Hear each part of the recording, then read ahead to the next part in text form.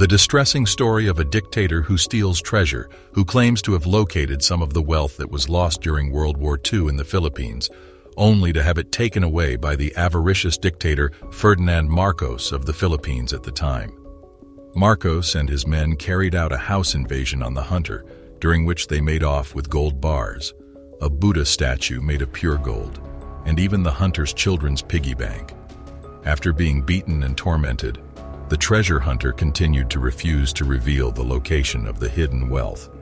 Imelda eventually revealed that a large percentage of Marcos's fortune came from Yamashita's gold after the couple escaped to Hawaii in 1986.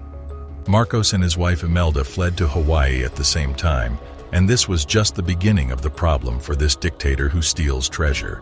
In a following legal battle, the estate of the treasure hunter and the investors were granted $22 billion, which confirmed that Marcos was definitely responsible for stealing the treasure. Treasure hunters continue to put their lives in danger in the modern era in the hope of finding any of the elusive remaining lost gold from World War II. However, when he returned to the Philippines with the treasure in his possession, the avaricious tyrant Ferdinand Marcos stole it from him. The residence of the treasure seeker was broken into by Marcos and his men, who made off with gold bars, a statue of Buddha made of pure gold, and even the treasure hunter's children's piggy banks. Later on, the treasure seeker was beaten and tortured, but he continued to refuse to give the whereabouts of the remaining riches. Imelda Marcos, who was married to Ferdinand Marcos, and Marcos both escaped to Hawaii in 1986. Years later, Imelda revealed that a significant portion of Marcos's riches was built on Yamashita's gold. In the subsequent court struggle, a jury decided that Marcos had in fact stolen the treasure and awarded the treasure hunter's estate and his investors a total of $22 billion. Treasure hunters continue to put their lives in danger every day in the hope of finding any remaining gold looted during World War II. During World War II, Yamashita is said to have stolen gold, diamonds, and historical artifacts from 12 different countries located in East and Southeast Asia. He then supposedly buried these valuables in a number of secret places throughout the Philippines. But Yamashita never got the opportunity to collect his loot because in 1946, the Americans found him guilty of war crimes and sentenced him to death by hanging. A locksmith named Rogelio Rojas made the discovery in 1971 of one of Yamashita's hidden hoards. The hoard contained nearly a ton of gold in the form of gold bars as well as a Buddha statue. And as if finding a ton of gold wasn't enough, Rojas later found out that the head of the Buddha statue could be removed, and that the interior of the statue concealed handfuls of uncut diamonds. After hearing the tale, the dictator who governed the Philippines with an iron hand until 1986, Ferdinand Marcos, is said to have ordered Rojas to be kidnapped and tortured so that he would tell the whereabouts of his treasure so that he could steal it. It has been said that Marcos was successful in retrieving the majority of Yamashita's wealth, but no member of Marcos's family had ever addressed the charges in public until February 1992. Imelda Marcos, the widow of Ferdinand Marcos, is quoted as saying in a 1992 Associated Press article that her late husband had uncovered Japanese treasure after World War II, but had not declared its presence to tax authorities because the sum was so large that it would be embarrassing. It appears that the dictator concealed the gold hoard in a number of different locations, one of which was within the walls of his own residence. Imelda, who is 91 years old today, continues to refuse to divulge any information on the possible storage locations of the remaining gold. During the day, Rogelio Rojas toiled away as a lowly locksmith in the city of Baguio, which is located a few hours north of Manila. Treasure hunting was a hobby of his that he pursued in his leisure time. In the decades that followed World War II, it was a popular sport that at one point came dangerously close to becoming a national obsession in a country where Japanese soldiers were accused of robbing and hiding huge sums of gold and other treasures during their control of the Philippines. During this period, the Philippines was under Japanese occupation. It is said that General Tomoyuki Yamashita and his soldiers hid tons of gold and other looted riches in underground caverns and tunnels in the northern part of the country, with the aim of recovering all of it after the war. This is the basis for a local legend. However, Japan did finally surrender, and after being captured by U.S. forces, Yamashita was tried for war crimes and sentenced to death. He was put to death in 1946, taking the mystery of the location of the gold heist with him to the grave with him. Years later, when Rogelio Rojas was still a youngster, he encountered a Japanese guy who told him that his father had fought as a soldier under Yamashita and that his father had once drawn him a map indicating the buried riches. The man also informed Rogelio that his father had once given him the map. Another man he encountered had worked as an interpreter for Yamashita, and he claimed that he had once been led to hidden tunnels in Baguio, where he had seen crates of gold and silver, along with a golden statue of Buddha. This man had worked for Yamashita. In 1970, Mr. Rojas, who was 27 years old at the time, organized a team of treasure hunters to unearth the gold and began digging day and night in an abandoned mine shaft below the Baguio hospital. They were successful in their mission.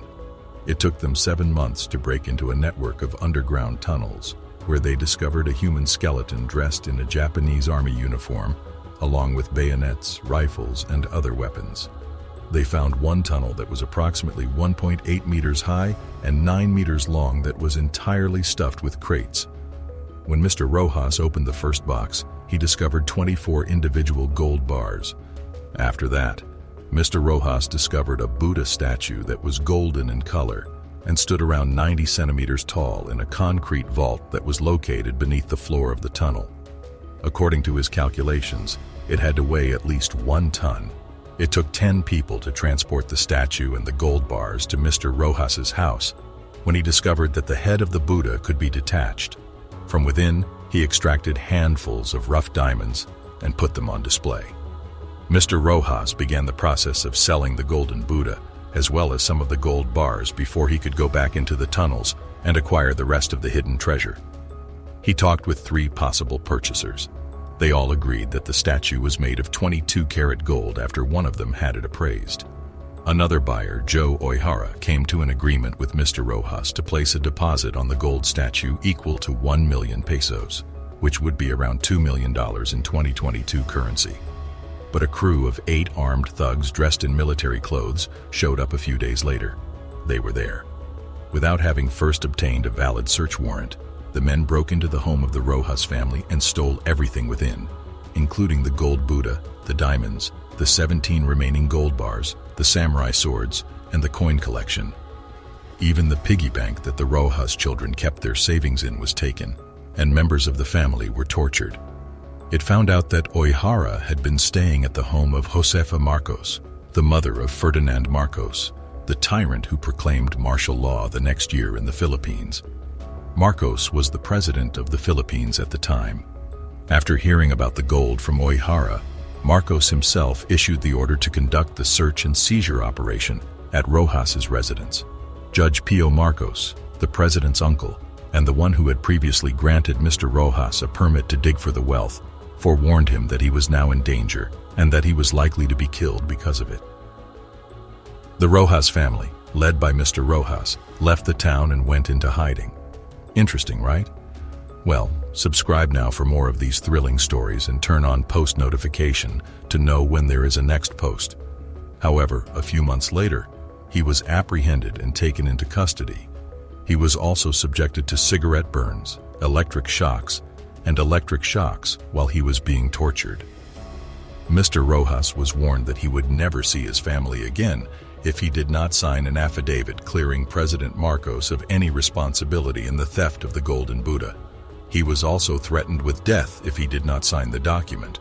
He was coerced into signing a different affidavit in which he denied ever reporting a theft having occurred in his residence. The locksmith was eventually let free, but when he arrived at the political rally where he was scheduled to speak, hand grenades were tossed onto the stage where he was supposed to be sitting. A number of people were murdered or severely injured in the incident. Mr. Rojas went into hiding for an additional year, but when he tried to return to his house in Baguio for the second time, he was apprehended and sentenced to 2 years in prison for illegal possession of a pistol. Research team finally discovers tunnel that leads to treasure. Click on the next video now to find out what they found in the tunnel. Research team finds a mountain of truth that might probably be the answer to all the unanswered questions. The group stumbles onto a secret passageway, which, both in terms of its architecture and its magnitude, astounds them. They come to the conclusion that smoke bombs are the best way to locate any extra doors or windows. As team finds a mountain of truth, they get ready to investigate the tunnel. The crew discusses how excited and anxious they are to do so, highlighting the significance of the fact that they will be the first people to view it in decades. The group finds upon a curious opening in the road that can be used to access a concealed passageway. They proceed through the tunnel carefully and are astounded by the intricacy of its design and the level of artistry that went into its production. As they continue their exploration, they come across further tunnels and come to the conclusion that this mountain hideout is significantly larger than they had originally thought. Astonished by their discoveries, they make the courageous decision to set off smoke bombs in order to locate any further tunnel entrances or exits that may exist. They have been successful in uncovering yet another entryway, which sheds light on the scope of their mission to investigate the mountain. As they are ready to explore a secret tunnel deep within the mountain, the crew discusses the excitement and anticipation they are feeling. They are convinced that the tunnel houses forgotten history from almost 70 years ago, which piques their interest due to the tunnel's covert and enigmatic character. They emphasize the value of being the first ones to examine something that has stayed undiscovered for decades, considering it to be the genuine treasure, and believe that this gives them an advantage over other people. They go to work with a spirit of resolve, fully aware of the tremendous challenge that lies in wait for them, and anxious to get started. Together with a group of 4 other investigators, Peter Struzzieri, who has a combined experience of 50 years in the treasure hunting industry, and John Casey serve as team leaders for this project. Their mission is to uncover the truth. Grandpa has consented to aid this party of Americans, who are being followed by a video team, despite the fact that he is somewhat hazy on everything he truly knows, and that he was compelled to help the Japanese when he was a child. There is more to lost gold than simply following urban tales through the woods. The group that is searching for buried wealth includes Martin Flagg, who is an expert on symbols and codes, Brad Carr and Jeremy McMillian, who operate heavy equipment, Manny Paez, who is the team medic, and Martin Flagg. In addition, there is a risk involved because General Yamashita detonated a series of dynamite blasts in order to secure the treasure vaults. As a result, many engineers and prisoners of war were killed in the process. Once the treasure had been concealed, General Yamashita hid it under a mountain in order to cover up almost all of the evidence. Have I mentioned that there are also booby traps set up with noxious gas in order to prevent anyone from claiming their loot? This is one of the primary hooks in the pilot, which focuses on a previous hole, Breach 6, that was built by earlier treasure hunters hunting for a tunnel but was left unfilled. It is said that every hunter who came before got sick, most likely as a result of the poison that the Japanese left behind. Talk about multiple tiers of suspense. During the course of the episode, certain peculiar symbols are found carved into a variety of rocks. These symbols are said to have been left behind for the Golden Lily, a mysterious institution of Japanese royalty that may have initially claimed the jewels. The crew makes the discovery using current technology that there may be a cyanide canister that has been broken at the bottom of the 25-foot hole. As a result, they climb into their heavy machinery in order to exhaust any potentially tainted gas. Treasure hunters are claiming they have unearthed the piles of gold purportedly concealed in the Philippines by Japanese soldiers during World War II. The finding could mark the end of decades of conjecture over the so-called Yamashita treasure. Gold bars and diamonds worth tens of billions of dollars supposedly seized by the Japanese Imperial Army. Rumor has it that the seized goods were buried in more than 145 underground tunnels and caverns in the Philippines before the surrender in 1945. The purported war plunder seized by Japanese soldiers was under the direction of General Tomoyuki Yamashita, who was in charge of the country's army in 1944. Despite some experts claiming there are no indications of the fabled gold and exquisite diamonds, a new footage has claimed it has uncovered the long-lost treasure. Even though the existence of Yamashita's missing billions has never been verified, the prospect of discovering it has motivated a great number of treasure hunters to put their skills to the test and look for it. The most recent search for the lost gold, which is being reported here, is being conducted in what is alleged to have been buried in the Philippines. John followed a series of enigmatic signals that led him to 3 spots that had the potential to yield fruit, one of which was a waterfall. This waterfall is protecting a secret by keeping it hidden from view. All of the individuals who have previously examined this mountain, including Rick Hurt, father and son mining duo Geo and Levi, father and son geophysicists Max and Colin and Rick Hurt, have all joined the search for the treasure. In the previous year, they made the discovery of a tunnel. It is possible that if they are successful in opening the tunnel, it will be the answer to everything. The waterfall and the location of the tunnel were the 2 that held the most significance. Levi and Geo, 2 miners,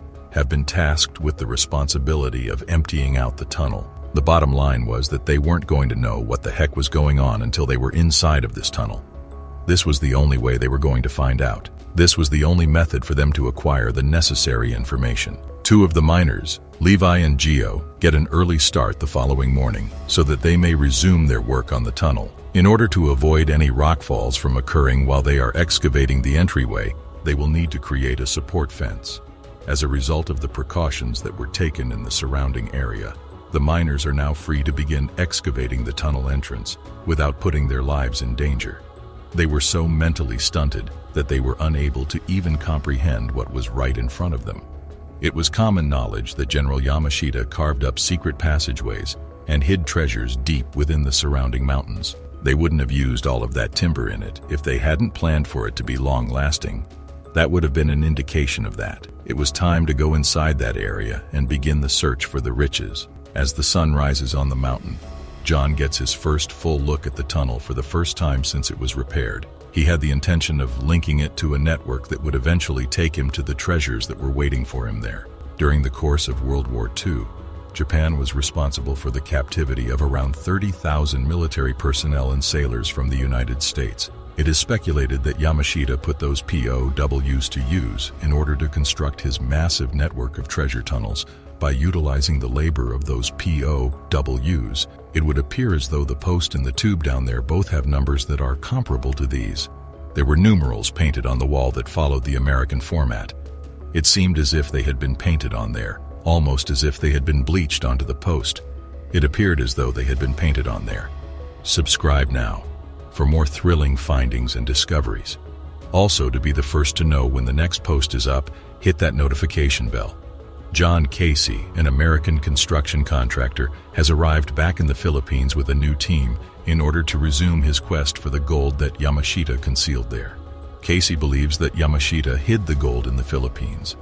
John is confident, along with a big number of other people, that the Japanese General Tomoyuki Yamashita hid treasure worth billions of dollars that was stolen by Japan during World War II, someplace in the Philippines, possibly included in this mountain. John's certainty is shared by a huge number of other people. The Japanese are the ones who are going to be responsible for carrying the crates all the way up the mountain. It has been reported that an eyewitness stated that unidentified wooden containers were brought up this mountain by prisoners of war and concealed in tunnels, which have since been demolished. What scientists just discovered shocks the world. Find out now by clicking on the next video.